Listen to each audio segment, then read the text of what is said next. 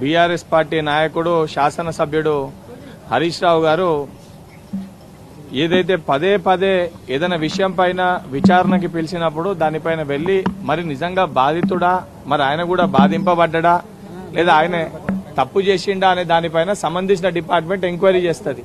Enquiry చేసి దానిపైన విచారణ జరుపుతుంది. విచారణ జరుపుతలేరు అంటే ఎంక్వైరీ చేయకపోతేనేమో ఎంక్వైరీ చేస్తలేరు అని అంటారు.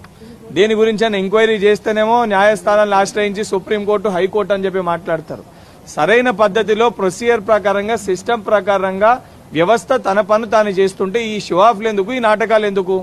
నిజంగా మీకు ఏదైతే చిత్తశుద్ధి ఉందో, నిజంగా మీరు తప్పు చేయకపోతే దానికి సంబంధించిన ఎంక్వైరీలో తేలుతుంది.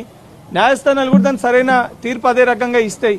మీరు ఏదైతే అరాచకాలు చేసినట్టు మీరు అధికారంలో ఉన్నప్పుడు మాసొంటి వ్యక్తుల పైన అడ్డగోలుగా అక్రమ కేసులు బనాయించి భౌతిక దాడులకి పాల్పడి మా పైన దాడులు చేసి ఆఖరికి ఆ రోజు నేను సిద్దిపేట మీ యొక్క కాన్స్టిట్యున్సీలో ఒక హాస్టల్ కి సంబంధించి ఫుడ్ పాయిజన్ అయిందని ఇన్సిడెంట్ కి నేను సిద్దిపేటకు వచ్చే ప్రయత్నం చేస్తే సిద్దిపేట శివార్లో నా పైన దాడి చేసి ఏసీపీ అధికారులతో నా మెడల పైన కొట్టి నా తలపైన దాడి చేస్తే నాకు ఫిట్స్ అటాక్ వచ్చి నేను ఆ రోజు యశోద హాస్పిటల్లో అడ్మిట్ అయినా.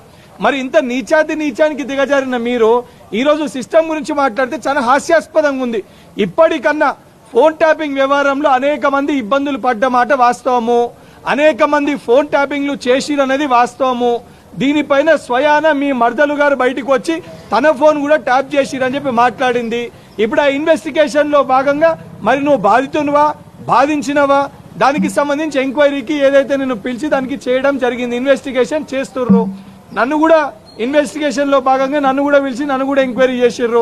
చాలా మంది ఎమ్మెల్యేలని, బీజేపీ మీ పార్టీ ఎమ్మెల్యేలను కూడా, ఇతర పార్టీ ఎమ్మెల్యేలను కూడా ఇన్వెస్టిగేషన్ చేస్తుర్రు. అది ఏదైతే ప్రొసీజర్ లో సిస్టమ్ లో భాగంగా యాజ్ పర్ సిస్టమ్ ప్రకారంగా ప్రొసీజర్ ప్రకారంగా ఇన్వెస్టిగేషన్ ని వాళ్ళు చేస్తుర్రు. దాన్ని ఆపే ప్రయత్నము, దాన్ని ఏదైతే వక్రీకరించి న్యాయస్థానాలపై, హైకోర్టు, సుప్రీంకోర్టు న్యాయస్థానాలపైన గౌరవం ఉంది. మీరు అరాచకపు పాలన చేసినప్పుడు ఇదే న్యాయస్థానాలకు వెళ్ళి ఏదైతే ప్రజల పక్షాన నిలబడి కొట్లాడి ఉపశమనాలు తీసుకొని వచ్చి ఏదైతే రిలాక్సేషన్ తీసుకొని వచ్చి ఆ రోజు ఇవే న్యాయస్థానాలని ఏదైతే గౌరవించి తీసుకొని రావడం జరిగింది.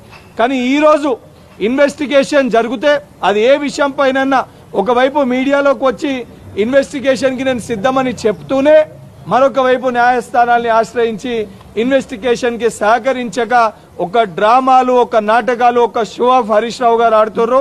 ఇప్పటికన్నా మీ నాటకాలు ఆపి నిజంగా మీరు తప్పు చేయలేదు లేదా మీరు బాధింపబడలేదు అని చెప్పుంటే ఇన్వెస్టిగేషన్ లో బయటకు వస్తుంది. ఇవన్నీ పక్కన పెట్టి అడ్డగోలుగా ఇష్టం వచ్చినట్టు నోటికి వచ్చినట్టు ఏది పడుతుంది మాట్లాడితే ఈ రోజు యావత్ తెలంగాణ సమాజం మీ 10 ఏళ్ల పరిపాలన చూసిర్రు. ఈ రోజు ప్రతిపక్షం మీరు చేస్తున్న అబద్ధపు ప్రచారాలు కూడా చూస్తున్నారు. తప్పనిసరిగా ప్రజలు మీకు రానున్న రోజుల్లో దీనికి తగిన గుణపాఠం నేర్పిస్తారు.